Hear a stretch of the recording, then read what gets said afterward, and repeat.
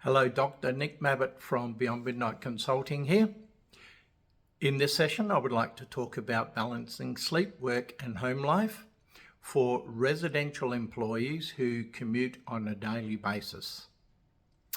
To start with, it's a good idea to organise your roster and have it displayed at home so that everyone in the family can see it and be aware of what days you work, what nights you might work, and what are the rest days coming up. Now, importantly, for safety reasons, if your commute and work time exceeds 12 hours, what I suggest is that you try the following. I mean, a lot of residential people at least have to work 12 hours and then have up to 2 hours commute, or even more in some cases. And certainly in some areas of Australia, like the Hunter Valley and some parts of WA, there are employees who will drive up to an hour and a half to 2 hours each way. Now, the problem there, of course, is that when you get home, you have to meet and greet the family and do a whole lot of things, and that can seriously impact the amount of sleep you get. And if your door-to-door is about 14 hours or more, you need to ensure as much as you possibly can that you get close to 7.5 hours of sleep every night so that your travel and work is done in a safe manner.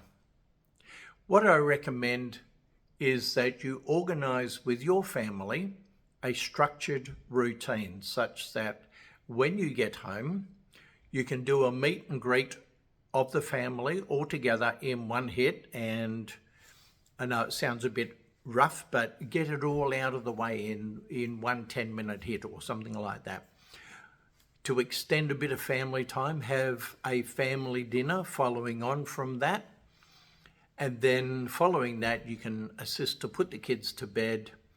And it's worthwhile discussing this with your partner, just having a brief time with the partner. And a lot of people quite rightfully say, well, I don't get much time with my partner and I'd like to spend another couple of hours before I go to bed.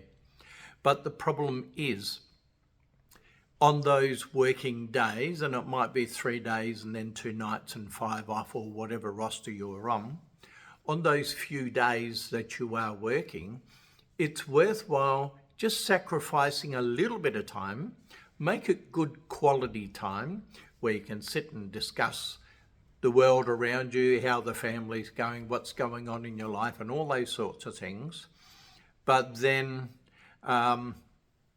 if you check out my YouTube number 10, which is called the Mabbott Method of Getting to Sleep within 5 minutes on most nights, if you know when your sleep wave is coming, your partner can be alerted to this and you can get into bed, get 7.5 hours, and from the 8 to 10 hours that you might get at home, you might be able to get more than 7 hours of sleep. And if you can do that through your roster cycle, then when you finally get to your days off, you're in much better condition. You don't have to catch up on sleep, and you're also happier and healthier. Now, if you can get that good 7.5 hour sleep routine on your working days, if you're moving it into night shifts, that will really give you a lot of support for the couple of short sleeps you might have on night shift. But also, if you get this routine 7.5 hours, you've just got a lot more energy. You're a happier person, a better parent, a better partner, and all of those at home will be okay with that little sacrifice of not seeing you too much in the evenings. It will be worthwhile because the days off, you'll be fully invigorated, fired up, and it will be good family times. So give that some serious consideration. It usually takes close to 10 hours at home to get 7.5 hours of sleep. And if you can manage that as best you can, life stays good. All right. Now, what I also recommend is you check out video number 6 of my YouTube series called Sleep Homeostasis, so you can help maintain good quality sleep. Check out number 10, as I said, the Mabbott method of getting to sleep in 5 minutes.